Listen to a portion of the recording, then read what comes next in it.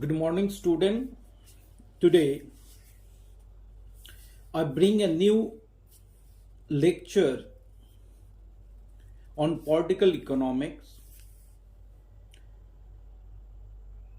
or public economics. This is also equally important for regional geography. So this video or lecture will be useful for economics and geography student at UG and PG level. Topic of today's lecture is economic role of government.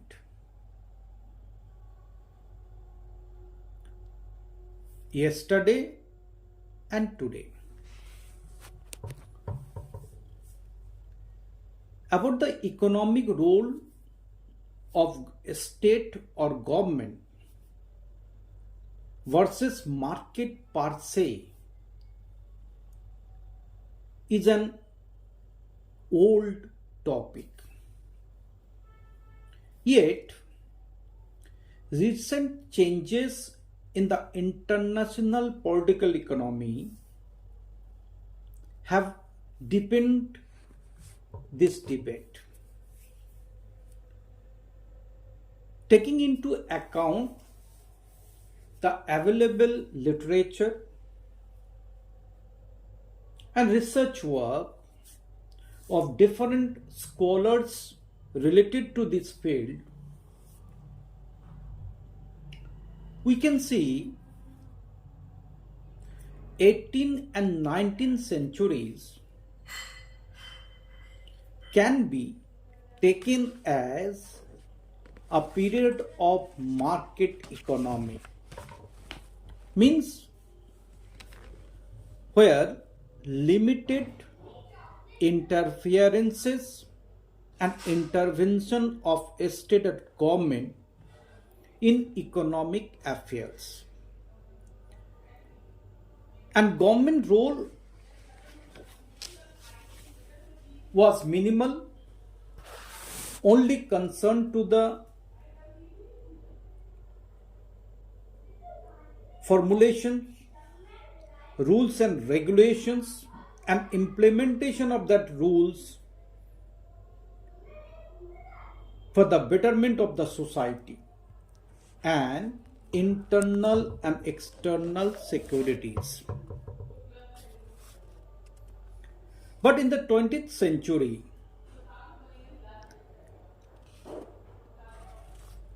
regarded as the era of large government intervention in market economy. So in the market economy, what is in capitalist in nature, each and every economic decisions taken by the private sectors or private players, and market decide what to produce, how to produce, for whom to produce. What will be the prices of the goods and what will be the distribution policy of income and wealth. Whereas in a controlled market economy, government intervention is obvious and role of government spectacularly increase in the economic policy formulation, implementations and monitoring administrations for overall growth and development of the economy. During these periods, what we have seen, government expenditure to the GDP was only 12% in 1913. That means When there is a market economy, government role is minimal in the economic affairs and activities. That time, public expenditure or government expenditure to the GDP of a country on an averagely was 12%. Is very, very nominal. But after these periods, that is in 20th century, we have seen public expenditure to the country's GDP is almost equals to the 45%. In some of the industrialized country like America, Germany, France, Britain, Australia, etc.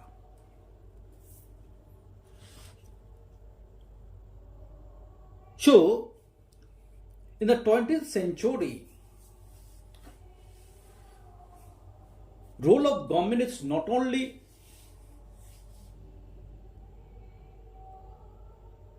as a rule maker, as an administrator, as a provider of safety and security of its citizen, but the role of government is go beyond of this traditional approach of a state. Now the government participating in economic activities actively through the public sector enterprises. And public sector enterprises play a significant role in providing essential commodity and services for the general welfare of the people of a country. Whereas the private sector is basically confined the production of consumer goods.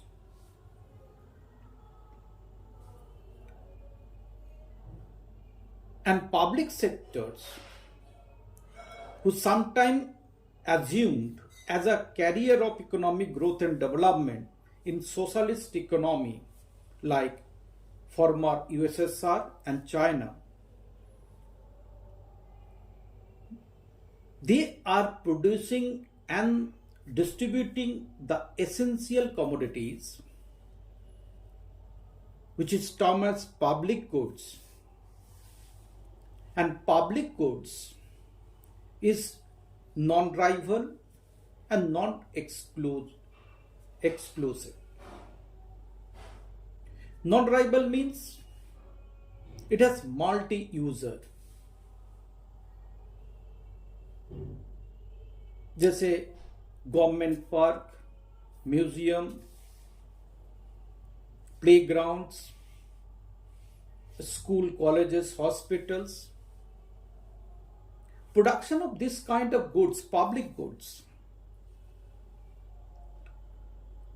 costlier, but the price is very nominal, so that private sector not showing interest for the production and distribution of public goods.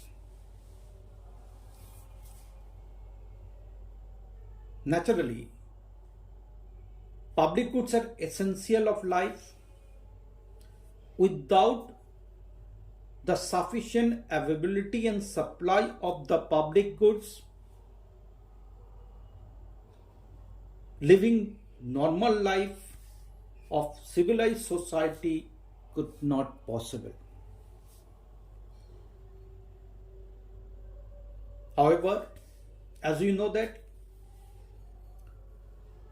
country like India, Bangladesh, Pakistan, which are called so-called developing economy, underdeveloped economy, this economy facing various kind of socio-economic issues and challenges like poverty, starvation, unemployment,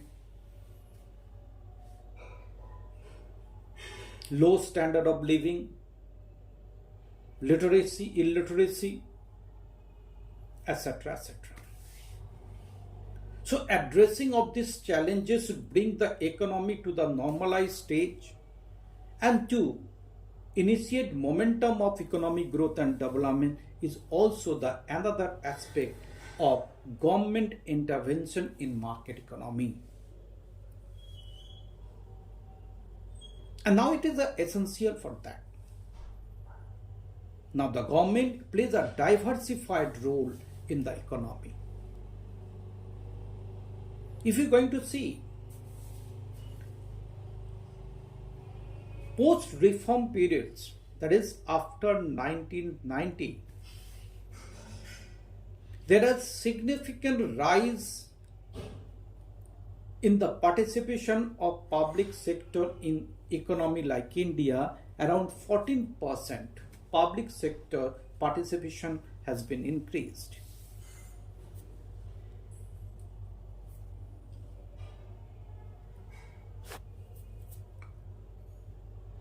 So,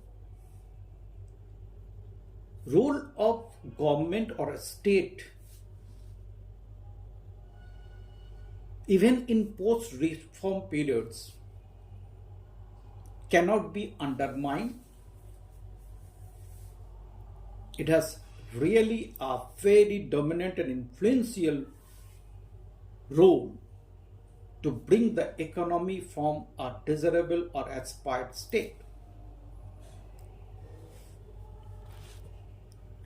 What we have seen in the recent years, each and every country, whether it is developed or underdeveloped, they have to open up all their economies. They want to lifting out all the restrictions, physical and legal restrictions for the free flow of goods and services in their economy.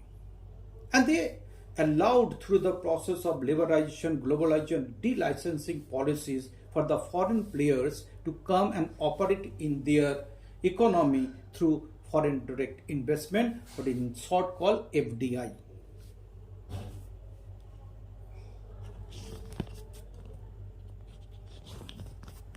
So the foreign companies in a large number, they are looking for the new market and they are entering to the developing economy through foreign direct investment, through joint venture, or through portfolio investment in the domestic companies.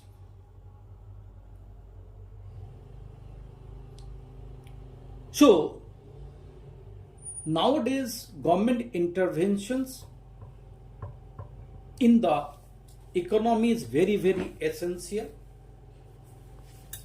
because the private sector, foreign company, multinational company, they prioritized their economic objectives rather social objectives.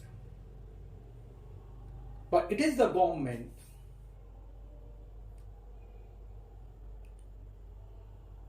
with the achieving of economic objective, GDP per capita, development of infrastructures, we should not overlook the social and welfare needs of the people of a country. So through the privatization, delicensing, liberalization, globalizations, we should not forget the resources, income and wealth should be distributed in an efficient, effective and optimum manner. Because social objective, that is welfare objective or holistic development, overall progress could only be achieved when a country will achieve its aims and objective in economic, social platform equally.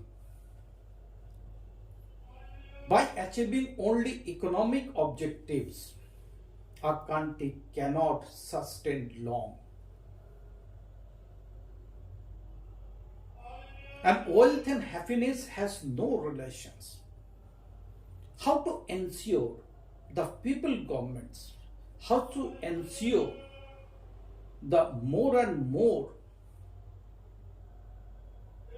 welfare programs and policies provide betterment to the people of a country, how to provide better living ecosystem to the all people irrespective of their social and economic conditions is one of the ultimate objective and priorities for the today's government, because in the political economy and modern government is an electoral government.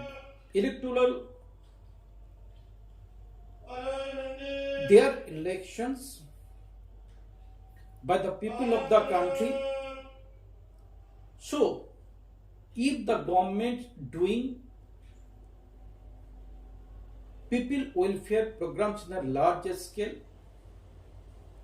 and they are fulfilling the public aspirations,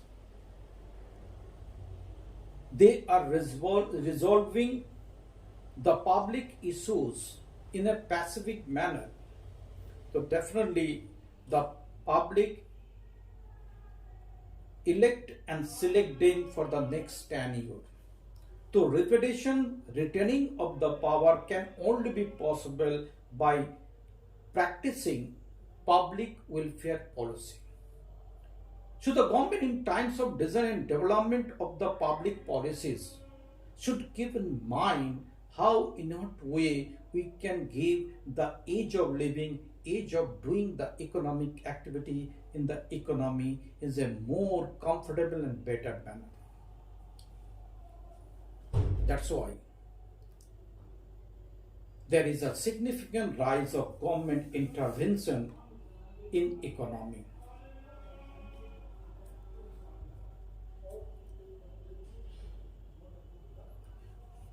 Different economies in different times by their scholarly work supported or opposed this concept whether the government play a significant role in the economy or government should be silent, non-interfere, not intervene in the economy.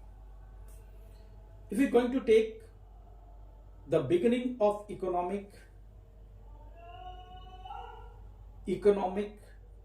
philosophy's journey,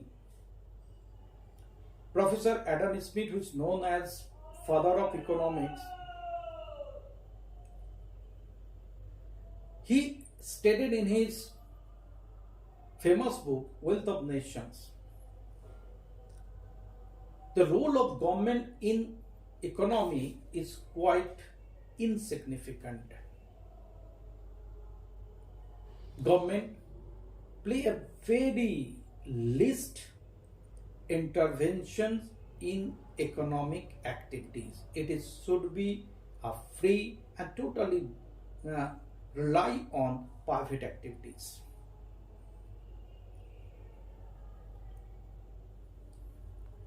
Professor Musgrave in his books 1939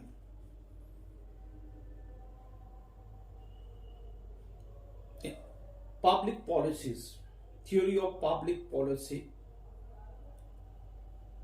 he also said that the government role in state economic and economic activities should be rise. Market should not be set free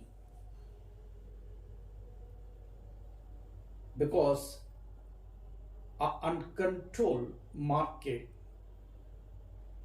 can cause a disaster, what we have experienced in 1929 to 31, when whole world is facing the great economic depressions.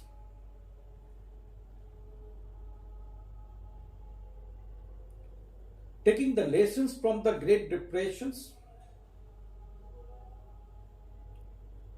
our notions about the government role in market economy has changed.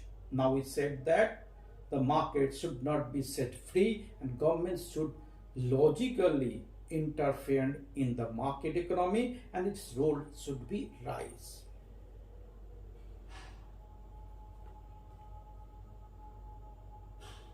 Another international event also give the different thoughts.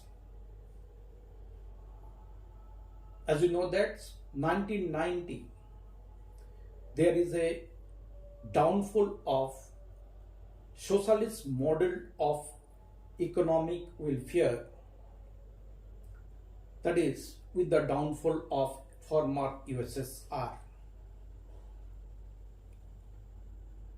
where only public sectors where play the economic activity and government role is very significant and only government role is there in the economic activity beside the political objectives. When there is a downfall of former USSR, again there is a new discourse started about the role of government in economy. And most of the scholars, they said that government role in the economy should be minimized. It should be privatized and freeze, so that after 1990 you can say most of the economy who are pro to the socialism pattern of economic development, they liberalized and privatized, globalized themselves. India also one of them. Indian new economic reforms opted in 1991, which is popularly known as LPG policy. Again, another international event. In 2008, in US, whole the banking and financial market is crashed, and global depressions, financial crisis arose. Again, another discourse started. No, markets should not be free for the private sectors, and government interferences in the economy is obvious and essential.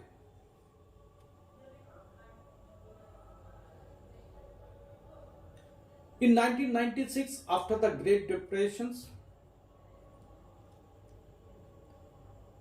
Professor John Maridan, one of the famous American economists,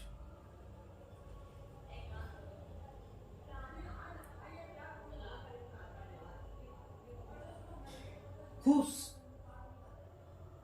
described in his famous books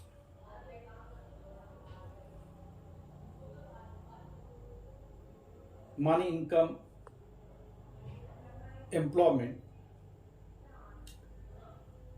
in 1936 and 37, as a research paper or research work, what he done after understanding, evaluating the cause and effects of Great Depressions, and he suggested that no market should be free. It should be regulated, monitored, or intervened time to time by the government with its policy matters, fiscal, monetary, and supply side policies. Macroeconomic stabilizations is one of the important objectives of government, and this objective could be achieved by three important policy: fiscal, monetary, and supply side policy. So government by this policy can intervene in the economy for achieving economic objective as well as welfare maximization. Because today we are in welfare economics. high GDP, high per capita income, high standard of living, also the objective of the government to achieve, but this is not a only objective to be achieved by the economy. Beside of that, we should look to the people who are standing at the last queue of the society. What Gandhian philosophy said, Sarvodaya. What Pandit Dindayal philosophy said, Antardaya, who are lagging behind. Bring them and join them with the mainstream of economic development. So, doing these practices and doing this act, government intervention in the economy is very, very crucial and important also. Thank you. I will be continuing the next lecture as a continuation of these thoughts from the economic scenarios, that is called political economy, and hope the topic and the objective and outcome of this lecture is understood by you. As a conclusion part, we can say neither free market economy nor control market economy is good for the overall development of economic and social objective of a country. But government should interfere and intervene by its policy matters whenever the things goes wrong and others way.